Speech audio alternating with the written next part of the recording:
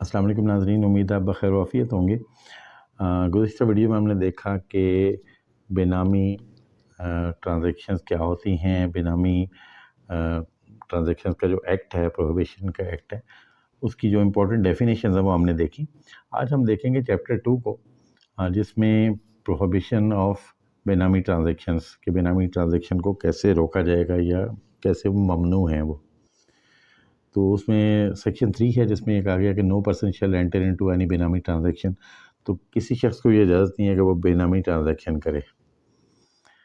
اور sub section 2 اس کا یہ کہتا ہے کہ جو بھی بے نامی ٹرانزیکشن میں انٹر ہوگا یا کوئی ایسی بے نامی پراپرٹی ہولڈ کرے گا جس ڈیٹ سے یہ ایکٹ ایشو ہے اس ڈیٹ کے بعد، وہ چیپٹر 8 میں جو سزائیں ہیں، جو پینلٹیز ہیں، اس کے مطابق اس کو سزا دی جائے گی۔ تو انشاءاللہ ہم چیپٹر 8 کو دیکھیں گے کہ سزائیں کیا کیا ہیں لیٹر آن۔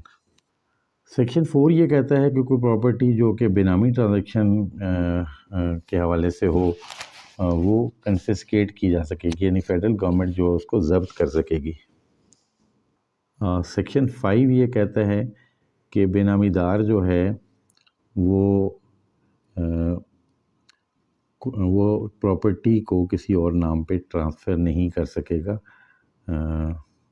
کسی اور شخص کے نام، یعنی کہ بے نامی پراپرٹی ہو ٹرانسفر نہیں ہو سکتی۔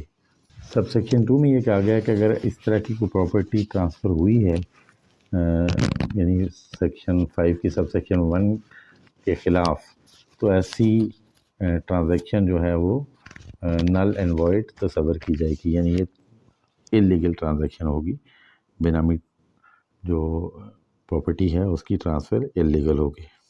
اس کے بعد چیپٹر 3 میں اتھارٹیز کا ذکر ہے۔ میں بریفلی آپ سے ڈسکس کروں گا کہ اس میں کون کون سی اتھارٹیز انوالوڈ ہیں۔ سیکشن 6 میں ایڈجوڈیکیٹنگ اتھارٹی کا ذکر ہے، اور اس میں یہ کہا گیا کہ فیڈرل گورنمنٹ جو ہے آفیشیل گزٹ میں نوٹیفیکیشن کے تحت ایک یا ایک سے زیادہ ایڈجوڈیکیٹنگ اتھارٹی جو ہے وہ قائم کر سکتی ہے، جس کی پاورز اور اتھارٹیز جو ہیں وہ ڈیفائن کی جائیں گی، اور وہ پاورز اتھارٹیز جو ہیں اس ایکٹ میں بھی ڈیفائنڈ ہیں۔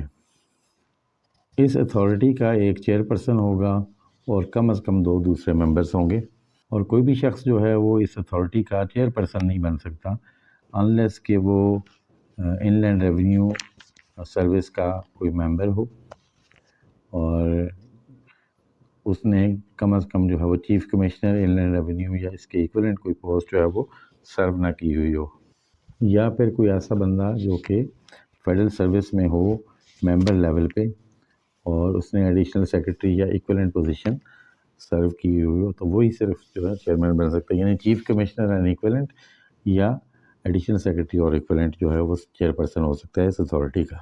اور جیسے میں نے پہلے بتایا کہ اس اتھارٹی کا جو چیئر پرسن ہے وہ اپوائنٹ کرے گی فیڈرل گورنمنٹ، اور فیڈرل گورنمنٹ اس حوالے سے جو سینئر موسٹ پرسن ہوگا اس کو چیئر پرسن بنائے گی۔ سیکشن 7 میں بینچز کی کنسٹیٹیوشن کا ذکر ہے۔ تو ایڈجوڈیکیٹنگ اتھارٹی جو ہے وہ بینچز تشکیل دے گی، اور چیئر پرسن جو ایڈجوڈیکیٹنگ اتھارٹی کا ہے وہ بینچ کا انتخاب کرے گا، اور چیئر پرسن جو جیسا فٹ سمجھے گا اس طرح کا وہ چیئرمین لے کر آئے گا۔ فیڈرل گورنمنٹ یہ طے کرے گی کہ جو بینچز ہیں وہ کہاں کہاں بیٹھیں گے، اور فیڈرل گورنمنٹ یہ تعین کرے گی کہ کس بینچ کی کس کس جورسڈکشن میں پاورز ہیں۔ سیکشن 8 میں پاور آف ایڈجوڈیکیٹنگ اتھارٹی ہے۔ تو یہ ایڈجوڈیکیٹنگ اتھارٹی جو ہے اس کے پاس civil code of civil procedures کی پاورز ہوں گی۔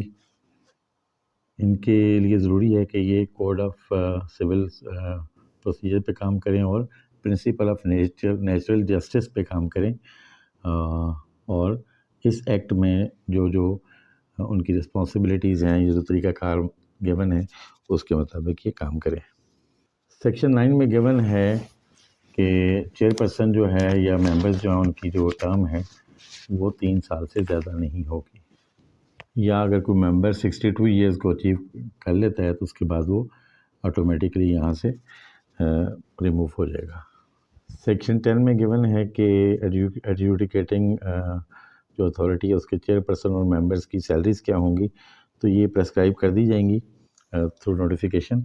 اور اگر کوئی ویکنسی کریٹ ہوتی ہے، یعنی کوئی شخص ریموو ہو جاتا ہے، کوئی فوت ہو جاتا ہے، یا کوئی کسی اور صورت میں وہ ویکنسی آتی ہے، تو 30 دنوں کے اندر جو 3 مہینوں کے اندر وہ فل کرنا ضروری ہے. سیکشن 11 میں چیئرپرسن کی ریموول کا طریقہ کار وضع کیا گیا ہے کہ فیڈرل گورنمنٹ جو ہے وہ چیئرپرسن کو ریموو کر سکتی ہے اور اس کی جگہ نیا چیئرپرسن لا سکتی ہے.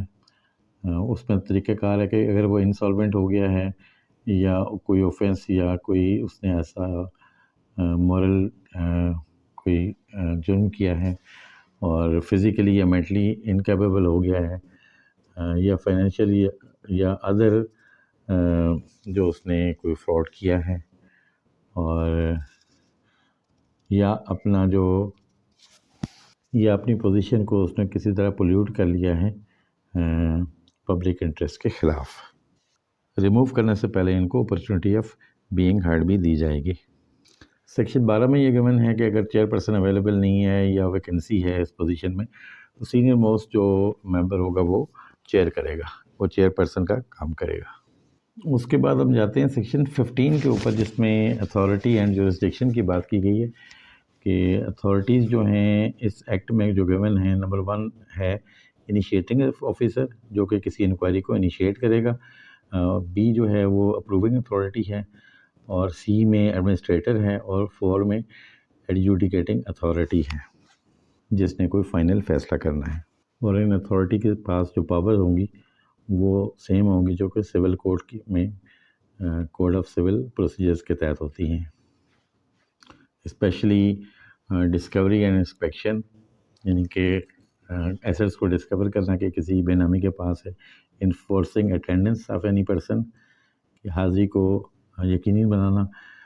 Compelling production of books of accounts and other documents, ensure کرنا کہ بکس آف اکاؤنٹس جو ہیں یا دوسرے ڈاکومنٹس جو ہیں وہ پہنچائے جائیں، لازمی پرووائڈ کیے جائیں. ایشوئنگ کمیشنس، ریسیونگ ایویڈنس آن ایفیڈیوٹس اور اینی ادر میٹرز وچ میں بی پریسکرائبڈ. تو یہ چیزیں ان کے پاس یہ پاورز ہوں گی. اس کے بعد سیکشن 17 ہے اسسٹنس ٹو اتھارٹیز. اس میں ایک آ گیا ہے کہ ہر ان لینڈ ریونیو کا آفیسر، کسٹمز کا آفیسر، اینٹی نارکوٹکس فورس کا officer, provincial excise and taxation department کا officer, district coordinating officer, district revenue officer, recognise stock exchange, State Bank of Pakistan, Securities and Exchange Commission of Pakistan, officers of any body corporate constituted by or established under any law, banking company, Central Depository Company یعنی CDC، National Clearing Company of Pakistan, police, civil armed forces and any other agency or institution are required to assist the authorities and chairperson and members of the tribunal in discharge of their functions. تو اس میں ایک آگے کہ سارے departments جو ہیں ان کے ساتھ کوآپریٹ کریں گے اور ان کو اسسٹ کریں گے ان کی جو ڈیوٹیز ہے اس کے حوالے سے. تو یہ اتھارٹیز کی بات تھی. انشاءاللہ آنے والی ویڈیو میں ہم فردر بات کریں گے انفارمیشن کلیکشن کا طریقہ کار کیا ہوگا اور اس کو کیسے آگے موو کیا جائے گا. آئی ہوپ کہ یہ ویڈیو آپ کے لیے بینیفیشیل ہوگی. حاضر ہوتا ہے.